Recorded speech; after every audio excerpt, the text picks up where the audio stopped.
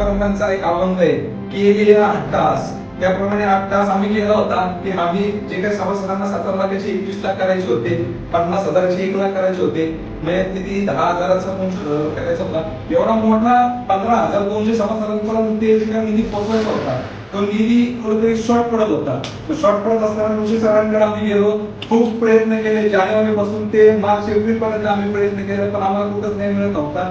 शेवटी शिशिंगोटे सरांनी सांगितलं भाजी भाकरे साहेबांना की साहेब आपल्याला आपल्या सभासदांना डिव्हिडंड लवकर वाटायचं असेल आणि एवढा मोठ्या 200 ते 250 लोकांचा जो काही खर्च असेल तो जर त्यांना लवकरात लवकर जर आपल्याला द्यायचा असेल तर आपल्याला साहेबांना सांगून तो फंड आणावा लागेल. आणि साहेबांनी एकाच मीटिंग मध्ये तुम्ही काळजी करू नका, माझा शब्द आहे, तुम्हाला जेवढे लागेल तेवढे पैसे मी देतो.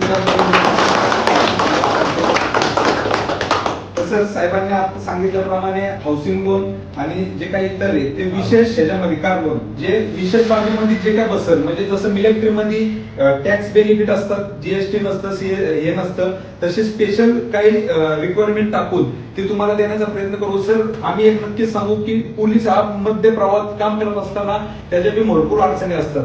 त्यामध्ये त्यांना जे काही लोनची आवश्यकता, तुम्हाला लक्षात आलं असेल की प्रत्येक गोष्टीचे खर्च वाढले, परत त्याचे पैसे वाढलेले, त्यामुळे त्याप्रमाणे आता 20 लाख आणि 50 लाख घर येतच नाही.